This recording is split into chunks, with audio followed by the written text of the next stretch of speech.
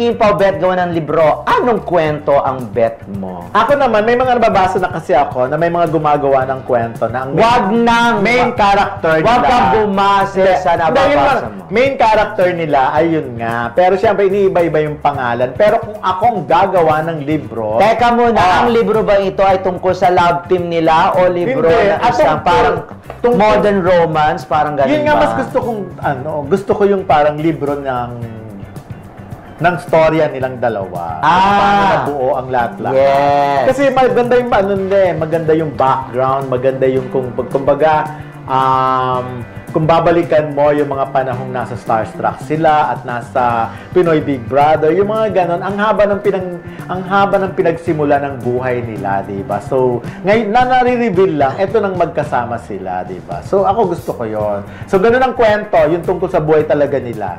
Ako gusto ko parang gawing Disney character. Ganon. Para din ang cater din ito ay sa mga bata. Pero ganun pa rin kwento. Ganun pa rin ang kwento nila. Napaka-wholesome sa totoo lang. At ipinopromote dito yung pagiging magkaibigan, yung love, yung respeto sa mga tao, di ba, respeto at kung paano pasahin yung mga tao, ng love team, kung paano i-inspire, yung mga ganon. At kung gagamit man to ng visuals, gusto ko yung parang comics, hindi naman caricature kasi ibang caricature medyo distorted. Comics na parang pang Disney. Ganon. Noong unang panahon, parang ganon. Isang babae. Hindi yung live. Ha? Pero sila pa rin na naka-costume, hindi ka hindi gusto sila mo parang Sila pa rin, pero hindi sila naka-costume, sila pa rin, pero yung modern, yung kung ano sinusuot nila, okay. na ganon, parang gagawin sila. Parang naging Disney yun. Hindi nga, parang ganun lang Disney. Okay. Na parang costume. Parang gusto ba naka-costume? Para at least pag naka-costume sa part 2 na po yun ng libro. Part 1 lang muna. Pero para at least, di ba, kahit yung mga bata, pwede silang magbasa. Yung gano'n. Ang pag-uusapan dito, kung, ayun, katulad nung saan ba nanggaling si Paolo, saan ba nanggaling si Kim, paano ba siya nag-emerge as a big star, paano siya nagsikap. Para yung mga bata, kapag binabasa nila, nai-inspire na din sila. Kasabagay din. Yung ganon. At para hindi pa promote yung love team, hindi pa promote yung pwedeng i-promote yung pagmamahalan, pero ipapromote yung wholesome side.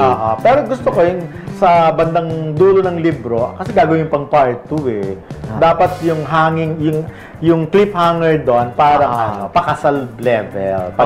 Ako hindi. Parang gagawin to, parang itatawid na sila sa intergalactic story. So, paiba ng paiba.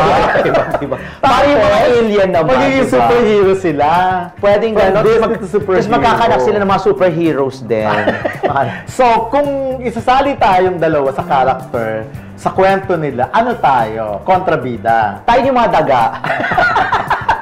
Yung mga nakakita lang mga ganyan, kay mga insekto, mga gano'n, na dumadaan yung mga tipong gano'n. Grabe, from Disney talaga. Na-imagine ko yung Disney, naka-costume sila pang Disney, and then pang intergalactic na yung part 2. Kasi kinuha sila ng alien. Samantala, kung reality lang yung buhay na naisip ko. Masyado kasi mabigat. Hindi naman mabigat, pero parang documentation na yan. Ako reality, pero gusto ko iba yung itsura nila. Autobiography. Pero yun nga, reality, pero iba yung itsura nila. Yun talagang parang si malakas at si maganda yung dating, mahabang buhok ni Kim, yung mga ganon. Tapos, naka-costume lang siya ng ganon. Ganon. Very Pinoy ang gusto ko. Very Pinoy. Ako very showbiz din. Yung gano'n, kung ano yung nakikita kay Kim at saka kay Paolo, pero hindi naman sila naka-out. Ito parang simple lang yung mga tipong gano'n. Pero, yung mga... Kim pa rin ang... wala pa nakakagawa ng gano'n, Yung Kim pa rin yung kanyang pangalan. Kim Cho tsaka si Paolo. Tapos gusto ko, yung kung kasali ka doon sa character, yung sa libro, ikaw talaga yung isa sa mga basher, yung talaga simbolo ka ng Wala tayong ganon. Character nga lang. Ayoko ng basher. So ano ka? Gusto ko parang alagang manok, mga ganon. Daga, mga pinagsasaltang mga ganon. Hindi ako okay yun. Gusto kong gumawa. Teka, naisip ko, parang na-excite ako sa gano'n. Sana may gano'n, parang comics no, Kim and Paolo. Naku, mahal yun pag nagpagawa ka. Tapos coloring, o kaya coloring book. Tapos bebenta mo na naman. Alam niyo ba kung bakit? Kasi ang dami-daming mga bata na nag-idolize sa Kimpaw. Na meron nga nag-trendy, meron nga sinad na sa akin na isang video, yung bata, sinasabi niya gano'n, favorite niya si Kim. Tapos may isang bata na bago pumasok sa school, si Buyate, ito ba sa isang probinsya, sa San City, sa north yata yun or something, or sa south, na bago sila pumasok, dumadaan sila sa lugar na yon kung saan merong SM at nandoon yung picture ni Kim. Tapos, anong... Yung pinagbibigyan nyo ng nanay kasi gusto daw ng bata na makita yung picture talaga? ni Kim. Kaya nga dapat... So, hindi niya pa nakikita ng personal si Kim? Hindi pa. Taga saan ba yung bata? Hindi ko pa lang kung nakita, pero yun ang kaligayahan ng bata na dadaan sa lugar na yon tapos para kasi makita lang yun. Malay mo, magawan mo ng paraan, maisama mo si yung bata dun sa studio, sa It's Showtime. Kim Paulandia, bigyan natin ng na pamasahe yung mag-ina, aeroplano, tapos accommodation, mga ganon. Yung malapit lang sa ABS-CBN. Malapit lang sa ABS-CBN. Ano ba malapit sa ABS-CBN? Lacsen. Pwede na yun. Pwede na, diba? Kung gusto nyo sa Novotel dyan sa may Cubao. Grabe, pa-ibang image. Isa ka ng mapagkawang gawa. Foundation na ito. Pero, ikaw Oo nga, parang gusto ko yata. beneficiary. Magkano ba magpa-print ng coloring book ng Kim Pao? No, ang ganda. Tapos ipapamigay. Tanong mo kay Sir Hill, tsaka kay Sir Hill. Baka may mga suki sila na pa-print, di ba? Oo, paggawa tayo. Gusto ko para tayo pamigay sa mga bata. Wow, Kim Pao! Lagi na may ganon. Kim Pao, malapit ang Pasko. Mamigay tayo ng coloring book para sa mga bagets. Pang-giveaway yun. Pang-giveaway. Kabog! Diba? Iba-iba ka. Basta yun.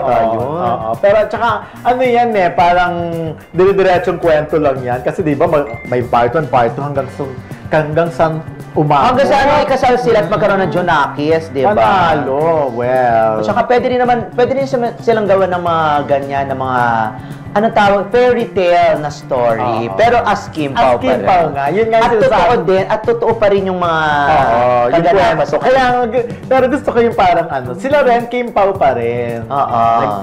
Pero pwedeng ibahin lang. The Adventures of Kim Pao. Ganon. Sabi ni Kim, Mama Ray, na sa negosyo. Meron kang negosyo.